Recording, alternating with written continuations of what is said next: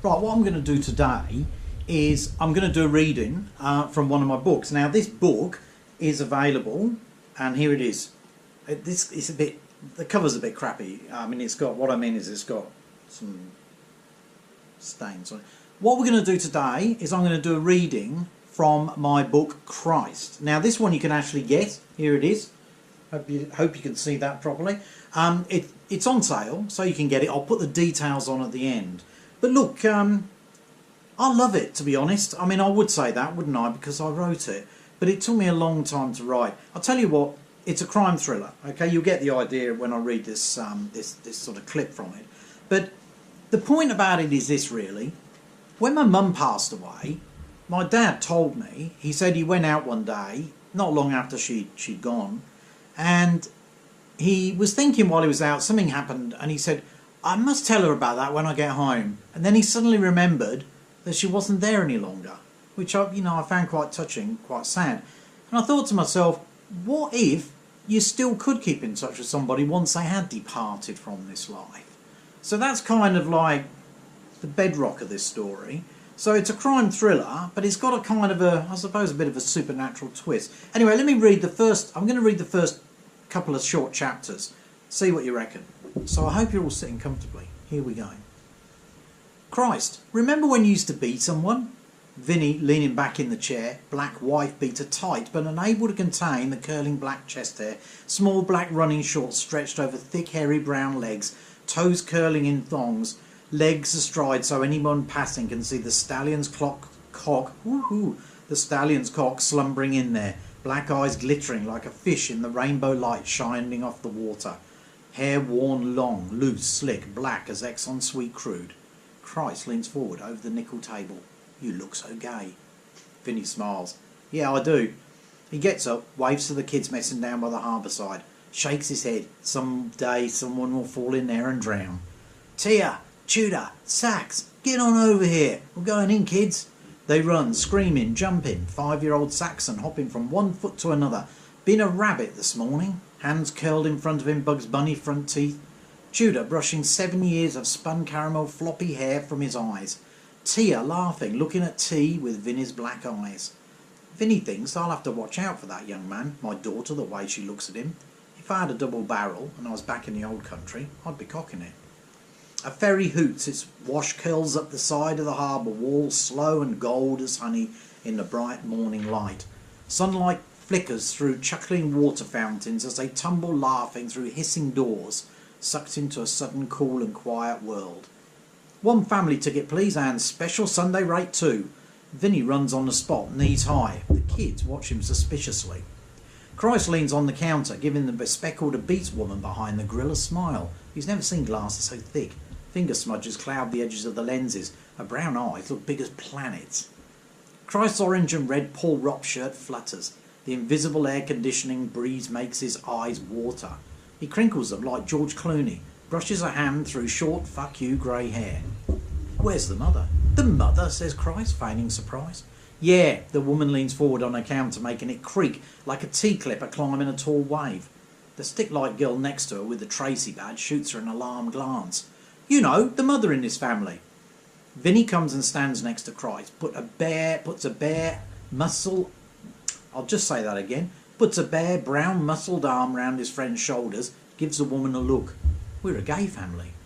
You're what? We're gay. We're a family. She looks at the Italian and the grey-haired bloke with the smile that reminds her of someone. You never can tell these days. Oh, really? Oh, yeah, we're together. Spliced, hitched, in love, brothers doing it for themselves. Proud we are. Very proud, says Christ, employing the Clooney smile again. The family rate means you have to be a family, a real family. Vinny leans into the grill and hisses, You saying gay families are not welcome here, Brianna? The woman clutches her name badge quickly, as if Vinny made a grab for her breasts. You'd need at least 2 hands, maybe more, Vinny reckons, and a Fiat Turbo Diesel truckload of encouragement to be going there. Tracy nudges Brianna. Let him in. But look at the queue, Brie. Vinny, Christ and the kids turn, gazing at the snake of people craning to see. Christ gives them the George Clooney smile, the one where he looks gay.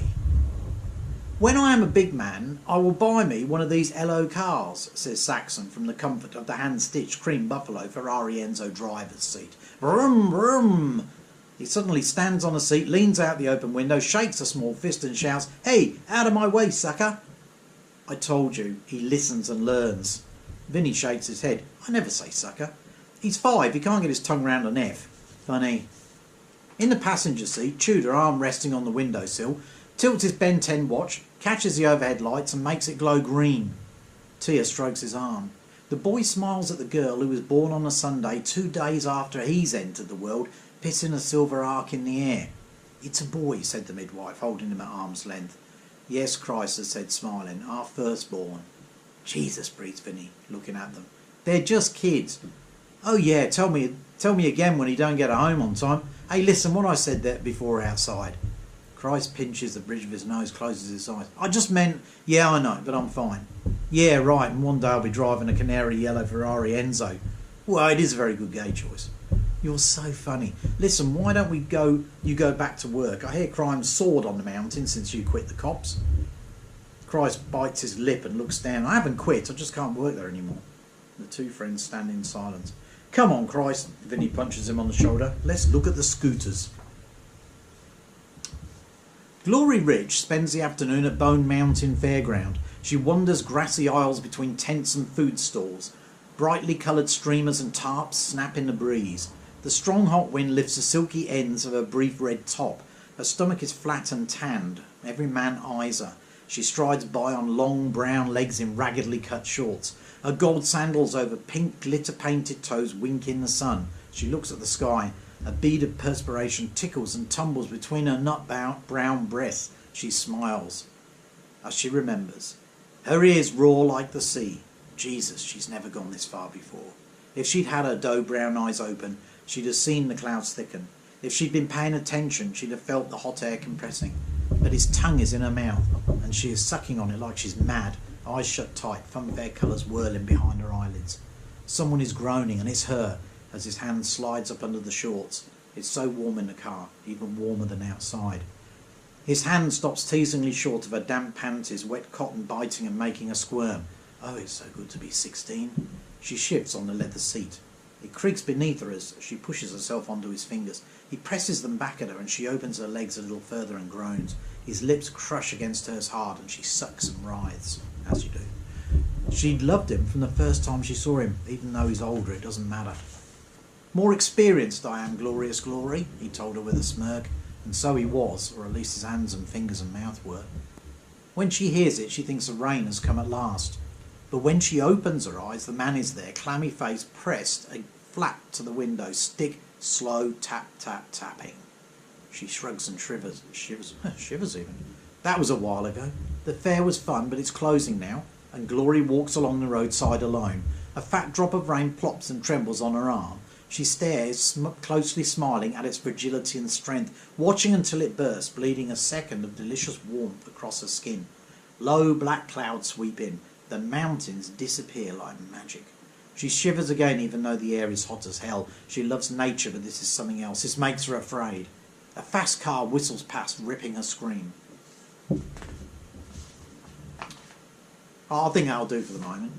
I may read some more another day, because I don't want it to be too long, because I don't want you to get bored. So anyway, here's the book. It is available. You can order it from our website. That's tonybosworth.com. Or you can go to the publisher, which is Lulu. Absolutely. You can get an e-book version on Amazon as well, of course.